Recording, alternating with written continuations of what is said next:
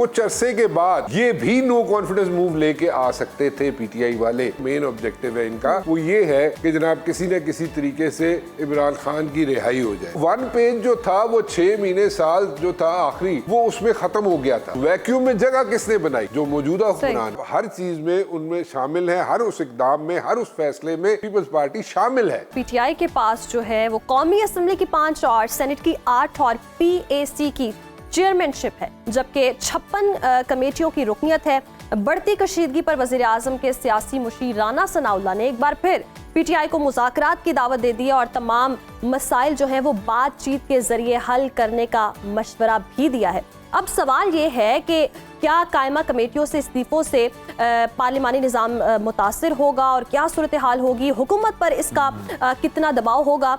इसी तमाम तर सूरत हाल पर हमारे साथ बात करने के लिए मौजूद है सीनियर तजिया कार राना साहब। सर बहुत शुक्रिया आपके वक्त का। वेलकम टू सुनो पाकिस्तान। कहिएगा, जिस तरह से हम देख रहे हैं कि पीटीआई वैसे तो इंतशार का शिकार हो गई है और पीटीआई की जानिब से हम देख रहे हैं पार्लियामेंट की कायमा कमेटियों से मुस्ताफी होने का ऐलान कर दिया गया है। इस वक्त पीटीआई के कौमी असेंबली में 5 और सेनेट में 8 और पीएसी की चेयरमैनशिप है उनके पास। इसके साथ साथ 70 कमेटियों की रुकनियत है। पीटीआई के इस्तीफों से पार्लिमानी निज़ाम कितना मुतासिर होगा और इससे हुकूमत पर कितना दबाव बढ़ता देख रहे हैं आप? देखिए, मोहतरमा बेनज़ीर भुट्टो है वो 17 सीटों के साथ असेंबली में आके बैठ गई थी और उस वक्त मोहतरमा पे बहुत जनाब बातें भी होती थी कि जी सिर्फ 17 सीटें हैं पीपल्स पार्टी के पास और 17 सीटें ले गए पीपल्स पार्टी। जनाब बेनज़ीर भुट्टो जो है वो असेंबली में आके बैठ गई हैं। देखिए, 17 सीटों का मतलब ये नहीं था कि 17 सीटें हैं, थोड़ी सीटें हैं, लेकिन वो अपना मैदान जो है वो खाली खुला छोड़ने के लिए तैयार नहीं थी। There was a reason to that. Reason ये था कि निज़ाम के अंदर रहते हुए ठीक है प्रोटेस्ट भी करे, हर तरीके से वो चलती भी रही और अल्टीमेटली हमने देखा कि कुछ अरसे के बाद वो पावर में भी आ गई दोबारा। लेकिन निज़ाम के अंदर रहकर अगर सारी चीज़ें की जाएं तो मेरे ख्याल में वो बेहतर होता है। और इसी तरह जैसे पहले हुकूमत गई थी पीटीआई की, उस वक्त अगर ये असेंबलियों के अंदर रहते और असेंबलियाँ ना छोड़ते तो उस वक्त मेरे ख्याल में समथिंग लाइक 125 से भी ज़्यादा सीटें थी इनकी असेंबली में, नेशनल असेंबली में। तो अगर वो सीटें उस वक्त होती और उसके साथ इनकी पंजाब में भी हुकूमत थी, इनकी KPKA में भी हुकूमत थी। सो बाद में ये जिस तरीके से असेंबलीज डिज़ोल्व होती रहीं और ठीक है इनकी एक्सपेक्टेशंस कुछ और थी पीटीआई वालों की, लेकिन अगर निज़ाम के अंदर रहते और यही जो नो कॉन्फिडेंस मूव है जो इनके खिलाफ आई थी, पीटीआई के खिलाफ आई थी, पीटीआई की हुकूमत के खिलाफ आई थी, इसी तरह मुमकिन था कि कुछ अरसे के बाद ये भी नो कॉन्फिडेंस मूव लेके आ सकते थे पीटीआई वाले और जो हुकूमत थी वो हुकूमत जो है वो गिर सकती थी। लेकिन अगर आप निज़ाम से ही निकल जाए बाहर और मैदान ही खुला छोड़ दें तो फिर वो it's going to be a situation, वो सिचुएशन बन जाती है और फिर वो किसी न किसी तरीके से निज़ाम जो है जैसा भी है चलता तो रहता है। लेकिन मैदान आप जब खुला छोड़ दें और पॉलिटिक्स में निज़ाम खुला छोड़ने का मतलब ये है कि आप बाकी लोगों को दावत दे रहे हैं कि जनाब आएँ, उनकी जो स्पेस है जो वो खाली छोड़ के जा रहे हैं वो फिल कर लें। सो आई डोंट सी कि ये कोई अच्छी स्ट्रेटजी है। राना साहब, पीटीआई ने आइंदा माह सितंबर में एक बार फिर सड़कों पर आने का ऐलान किया है। बैरिस्टर गौहर कहते हैं कि बानी की रिहाई, अदलिया की आज़ादी और जमहूरियत की बहाली के लिए बड़ा जलसा करने का हम जो है वो प्लान कर रहे हैं। क्या पीटीआई इस तरह जलसे करके बानी को रिहा करवा पाएगी, कोई रिलीफ दिलवा पाएगी? देखें, जलसा करना, जुलूस निकालना ये ठीक है, there are two different things. जलसा करना है ज़रूर करें पीटीआई वाले, बट जो मसल पावर है जो स्ट्रीट पे शो करने वाली बात है कि स्ट्रीट पे मसल पावर पीटीआई शो करती आई है, उससे एज सच कोई ऑब्जेक्टिव जो है, जो मेन ऑब्जेक्टिव है इनका वो ये है कि जनाब किसी न किसी तरीके से इमरान खान की रिहाई हो जाए। तो इमरान खान की रिहाई स्ट्रीट पे मसल शो करने से तो ऑब्जेक्टिव अचीव नहीं हुआ अभी तक। तो अभी कई साल गुजर गए तो अभी तक तो अचीव नहीं हुआ। सो जलसा करे, ज़रूर करे, but at the very same time अगर कहा जाए कि उससे इमरान खान की रिहाई हो जाएगी या मुमकिन हो जाएगी, I don't see that happening. मुश्किल तो है। जलसे करने से ऑब्जेक्टिव जो है वो अचीव नहीं होता, और इससे पहले भी हम देख चुके हैं कि पीटीआई जलसे कर चुकी है। और दूसरी तरफ राना साहब हम देख रहे हैं कि बानी पीटीआई की हिदायत के मुताबिक तहरीक इंसाफ ने ज़िमनी इलेक्शन का बॉयकॉट करने का फैसला कर लिया, मगर लाहौर के हल्के 129 की अगर हम बात करें तो वहाँ इलेक्शन लड़ने का फैसला किया गया है। तो पीटीआई के बॉयकॉट के बगैर ज़िमनी इलेक्शन की आप क्या हैसियत देखते हैं? तो वो ठीक है, स्ट्रेटजी जो भी है वो उनको ज़्यादा बेहतर पता होगी पीटीआई वालों को, क्योंकि वो कोई ना कोई स्ट्रेटजी बना के रखते हैं। लेकिन मेरे ख्याल में अगर ये बाय इलेक्शंस में देखें, बाय इलेक्शन में उन्हें यही है ना खदशा पीटीआई वालों को कि उनके खिलाफ धांधली हो जाएगी या उनकी सीटें चली जाएंगी। ठीक है, तो ठीक है, लेकिन at the very same time अगर वो बाय इलेक्शन में हिस्सा लेते हैं, ठीक है, तो उसमें ये भी तो हो सकता है ना, दूसरे एंगल से भी देखें, ये भी तो हो सकता है ना कि उनको इतने ज़्यादा वोट मिले, इतने ज़्यादा वहाँ पे टर्न आउट हो कि वो उसमें कोई धांधली का खदशा भी ख़त्म हो जाए, या अगर होती भी है धांधली तो एटलीस्ट वो रजिस्टर तो करा सकेंगे ना लोगों को कि जी हमारे इतने वोट थे और इतनी बड़ी धांधली हो गई। सो एक they will have a point two register. बिल्कुल छोड़ देना मैदान और जहाँ पे इत्तेहाद होने शुरू हो जाए पीपल्स पार्टी और नून लीग के, और वो जनाब कैंडिडेट्स पिच करना शुरू कर दें अपने जॉइंट कैंडिडेट्स, तो फिर वो कौन जगह स्पेस लेगा? वो स्पेस वही लोग लेंगे।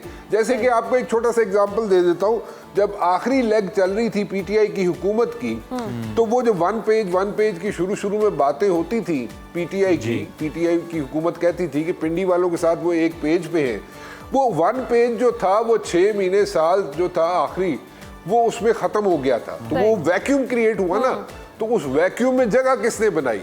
जो मौजूदा हुक्मरान है उन्होंने जगह बना ली। सही। तो राना मुबशर साहब ये भी कहिएगा कि बिलावल भुट्टो जरदारी कहते हैं विफाक से कई मामलात पर इख्तलाफ के बावजूद भी हुकूमत के साथ हैं, पीपल्स पार्टी नून लीग की हुकूमत के साथ चलने और इसे बैसाखियां फराहम करने पर क्यों मजबूर नजर आ रही है? ये लव हेट रिलेशनशिप तो है, बिल्कुल ठीक है, पीपल्स पार्टी और नून लीग का लव हेट रिलेशनशिप है। और पीपल्स पार्टी जो है, जो कॉम्प्रोमाइजेस किए उसने पंजाब में नून के साथ, उसमें वो डैमेज भी हुई, और इसमें तो कोई रॉकेट साइंस नहीं है, बुरी तरह डैमेज हुई। लेकिन at the very same time अगर आप देखें तो कॉन्स्टिट्यूशनल पोस्टें उनके पास हैं, वो अपने आप को इस सारी चीज़ों से, यानी कि जितने भी यहाँ पे डिसीजंस लिए गए हैं उनसे अपने आप को परे रखने की भी कोशिश करते हैं कि नहीं जी उनके डिसीजंस नहीं है, उनके पास तो सिर्फ कॉन्स्टिट्यूशनल पोस्टें हैं। लेकिन ये सारी चीज़ें फिर भी अगर देखा जाए तो वो लोग ऐसा बाय नहीं करते उसको, और वो कहते हैं जनाब नहीं ऐसा नहीं है, आप हुकूमत का हिस्सा हैं और आप हर चीज़ में उनमें शामिल हैं, हर उस इक़दाम में, हर उस फैसले में पीपल्स पार्टी शामिल है। सो अगर पीपल्स पार्टी अपने आप को परे रखना चाहे तो मुश्किल है, लेकिन ये मेरे ख्याल में रिलेशनशिप जो है ये जारी रहेगा, क्योंकि एक ऑप्शन ये थी जब इलेक्शन हुए उस वक़्त एक बात चली थी, इनडायरेक्ट बात चली थी, और वो इनडायरेक्ट बात ये थी कि पीपल्स पार्टी वालों ने एक इनडायरेक्ट ऑप्शन सामने रखी थी पीटीआई के कि दोनों मिलके हुकूमत बना लेते हैं। लेकिन उस वक्त पीटीआई जो है वो बैकआउट कर गई और उसने कोई उस चीज़ को सीरियसली लिया नहीं और उस पर कोई अमल दरामद हुआ नहीं, क्योंकि उनका अपना स्टैंस था पीटीआई का, वो कॉम्प्रोमाइज़ हो जाना था। सो एनीवेज अभी जो है रिलेशनशिप वो जैसा भी है, वो मैरिज ऑफ कन्वीनियंस कह लें आप, वो मैरिज ऑफ कन्वीनियंस जो है अभी जारी रहेगा। राना साहब, नए सूबों के क़याम के लिए एक बार फिर बहस का आगाज हो गया है। नून लीग और पीपल्स पार्टी के अलावा तमाम सियासी जमातें नए सूबों के क़याम की हिमायत कर रही हैं। राना सनाउल्लाह कहते हैं कि नए सूबों की बजाय बेहतरी निज़ाम को मजबूत करने में है। नून लीग और पीपल्स पार्टी आखिर नए सूबों का क़याम क्यों नहीं चाहते? देखिए, जो मर्जी कहते रहे, यहाँ पे कोई भी पार्टी जो मर्जी कहती रहे, सूबे जो है वो नए बनने चाहिए और नए बनने जा रहे हैं और नए बनेंगे। ठीक है, अब बेहतर तो ये है कंसेंसस है, कर लें पॉलिटिशियंस बैठ के, सारी जमातें बैठ के कंसेंसस कर लें तो वो ज़्यादा बेहतर है। और आपको याद होगा कि एक रेजोल्यूशन जो है वो पास हुई है पंजाब असम्बली में, और पंजाब असम्बली एक वाहिद असम्बली है जहाँ पे एक रेजोल्यूशन पास हुई है नए सूबों की। बाकी जो असम्बलीज़ हैं प्रॉबेबली उनमें ये चीज़ नहीं हुई, उनमें ये रेजोल्यूशन पास नहीं हुई।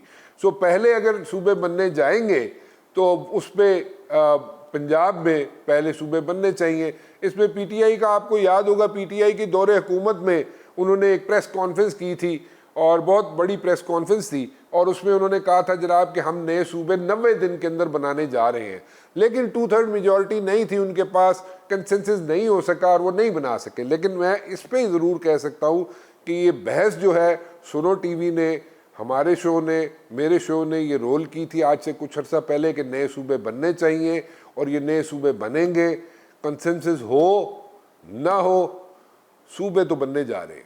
राना मुबशिर साहब, ये तो हमने सियासी मामलात भी देखे हैं और दूसरी जानिब हम ये भी देख रहे हैं कि भारतीय आबी जारियत भी जारी है, मौसमी तब्दीलियां भी हो रही हैं जिसके तबाहकुन असरात हम देख रहे हैं। इस वक्त आप क्या समझते हैं कि पंजाब के तमाम दरिया को कंट्रोल कैसे किया जा सकता है, क्योंकि सूरत हाल इंतहाई ख़राब दिखाई दे रही है, आइंदा साल इससे भी ज़्यादा तबाही का खदशा बताया जा रहा है, तो क्या हुकूमत के पास माहौलियाती तब्दीलियों से निपटने के लिए कोई प्लान है?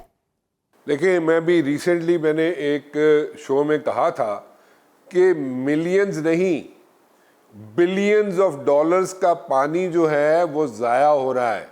जो सैलाब की सूरत में ये पानी आ रहा है, मैंने कहा था कि हमारे पास नेचुरल रेजरवायर्स मौजूद हैं, नेचुरल बने हुए, कुदरती तौर पे बने हुए रेजरवायर्स मौजूद हैं कई जगहों पे, और हमने सिर्फ पानी जो है सैलाब का पानी उस तरफ डाइवर्ट करना है।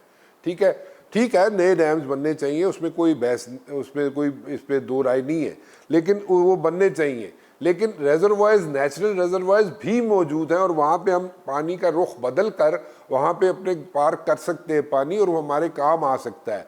और मैंने कहा था और फिर कह रहा हूँ कि ये मिलियंस नहीं बिलियंस ऑफ डॉलर्स का पानी है जिसको हम ज़ाया कर रहे हैं।